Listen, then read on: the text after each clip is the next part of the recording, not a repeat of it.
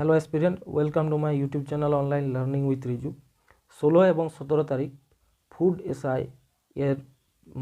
এসআইয়ের এই পরীক্ষাতে অনেক পরীক্ষার্থী বসবে। 6 থেকে 7 লাখ পরীক্ষার্থী এই পরীক্ষায় বসতে পারে এবং ভ্যাকেন্সি খুবই কম আছে। তো এই পরীক্ষাটার যে সিলেবাস সেটা তোমরা দেখেছো ক্লাস 10th লেভেলের। তোমার সিলেবাসের মধ্যে হিস্ট্রি, জিওগ্রাফি, পলিটি, সায়েন্সকে স্পেসিফিক গুরুত্ব দিতে হবে। এছাড়াও আরও কারেন্ট অ্যাফেয়ার্স, এগুলো সমস্ত কিছু থাকবে। ফুড এসআই 16 এবং 17 মার্চ পরীক্ষা। সেই পরীক্ষার অ্যাডমিট আর কিছুদিনের মধ্যে হয়তো প্রকাশিত হবে, 10-12 দিন আগে, হয়তো 10 দিন আগে প্রকাশিত হওয়ার সম্ভাবনা খুব বেশি। সেই অ্যাডমিট হয়ে যাবে, প্রকাশিত হবে। আরেকটা যে ব্যাপারটা বলার ছিল, যারা মক টেস্ট নিয়ে অনেকে কোশ্চেন করছো যে এই কিছুদিন আর তো বেশি টাইম নেই, তার মধ্যে কিভাবে প্রিপারেশনটা করবে, কোনখান থেকে মক টেস্ট দেবে, কি বই ফলো করবে। তো এখন আর এরকম সময় নেই যে তোমার যাদের অলরেডি 1 বছর 1.5 বছর প্রিপারেশন হয়ে আছে তাদের জন্য মক টেস্টটা কিন্তু ভেরি হেল্পফুল। তাদের জন্য খুবই কাজে লাগবে নিজেকে অ্যানালিসিস করা, নিজেকে অ্যাসেস করা, নিজেকে ইভ্যালুয়েট করা।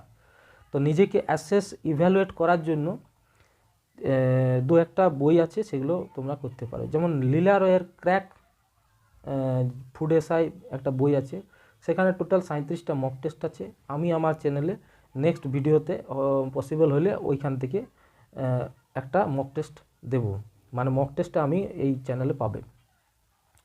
তো এটা একটা ছিল। এরপর যাদের ফুল প্রিপারেশন হয়নি, নতুন ক্যান্ডিডেট, তারা কি করবে? নতুন ক্যান্ডিডেটদের জন্য বলছি যে মক টেস্ট দিয়ে তাদের খুব একটা যে লাভ হবে তা আমার মনে হয় না। কারণ নতুন যারা ক্যান্ডিডেট, হয়তো ধরো 6 মাস প্রিপারেশন করছো, তাদের সব সিলেবাস তো কভার হয়নি। তাদের জন্য বলবো ম্যাথের দিকটা আলাদা বলছি, জেনারেল অ্যাওয়ারনেস দিকটা আলাদা। ম্যাথের দিকে কি করবে? ম্যাথের দিকে সুবীর দাসের বইটা টপিক ওয়াইজ, চ্যাপ্টার ওয়াইজ একবার কমপ্লিট করো, চেষ্টা করো কমপ্লিট করা পরীক্ষার আগে।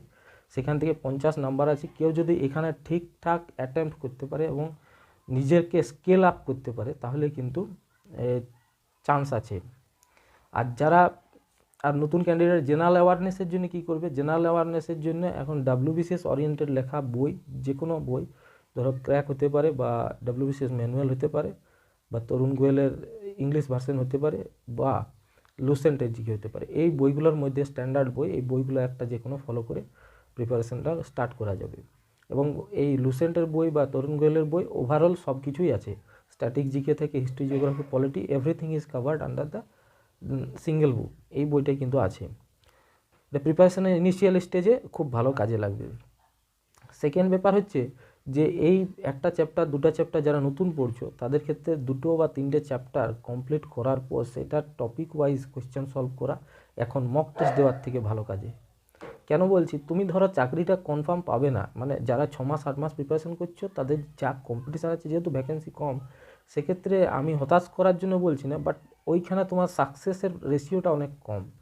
কোয়েশ্চেন যদি কোনো কারণে কেউ আউট হয়ে পাবলিশ হয়ে যায়, সেক্ষেত্রে তোমাদের হয়তো একটা নতুন ক্যান্ডিডেটও পেয়ে যাবে, সেটাও ব্যাপার নয়।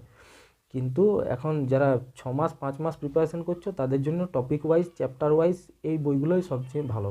Topic wise mock test, topic wise ম্যাথের টেস্ট, রিজনিংয়ের টেস্ট, সমস্ত কিছু টপিক ওয়াইজ করাটাই বেস্ট। আর যারা অলরেডি যেগুলো প্রো লেভেলের হয়ে গেছো, 6-7টা পরীক্ষা দিয়েছো, 1-1.5 বছর ধরে ভালো প্রিপারেশন করে যাচ্ছ, তাদের জন্য বলবো যে মোটামুটি 10টা মক টেস্ট ফুড এসআই পরীক্ষা দেওয়ার আগে অবশ্যই অ্যাটেম্প্ট করে যাও। এবং এই 10টা মক টেস্ট তোমাকে ফার্দার নিজেকে অ্যাসেস করা তো বটেই, তার সাথেও যেটা তোমাকে হেল্প করবে, তোমার পরীক্ষা হলের কনফিডেন্সটা তৈরি করবে। পরীক্ষা হলের কনফিডেন্স এই মক টেস্টের দ্বারাই কিন্তু স্টাবলিশ হয়। তো এটাই বলার ছিল যে কি মক টেস্ট দিবে, লীলা রয়ের মক টেস্টটা দাও, খুব ভালো আছে বাংলা ভার্সনে। আর অন্য আমি মক টেস্টের বই দেখিনি, লীলা রয়ের একটা বই আমার কাছে আমি দেখেছি, পিডিএফটা আমার কাছে আছে। তো সেখানে কোশ্চেনের লেভেল যেমন পরীক্ষাতে থাকে, সেই টাইপের লেভেলটাকেই চেষ্টা করেছে রেপ্লিকেট করার। তো এটুকুই বলার ছিল। মক টেস্ট দাও এবং কারেন্ট অ্যাফেয়ার্সের জন্য স্পেশালি এখন ইয়ার বুক ফলো করো। মান্থলি কারেন্ট অ্যাফেয়ার্সের ম্যাগাজিন পড়ে এখন লাভ হবে না, এখন ইয়ার বুক কমপ্লিট কভার করা, যেটা 2023 সালের জানুয়ারি টু ডিসেম্বর, এরকম কোনো যদি বই থাকে, সেগুলো দেখে এখন খুব কাজে লাগবে। তাহলে এটুকুই বলার ছিল। Thank you so much for watching, এবং ভিডিওতে অবশ্যই লাইক করো, এবং চ্যানেলে নতুন এসে থাকলে সাবস্ক্রাইব এবং সাথে নোটিফিকেশনের বেল আইকনটা প্রেস করো। ফিউচারে তোমরা অনেক ইম্পর্টেন্ট ভিডিও পাবে। Thank you so much for watching.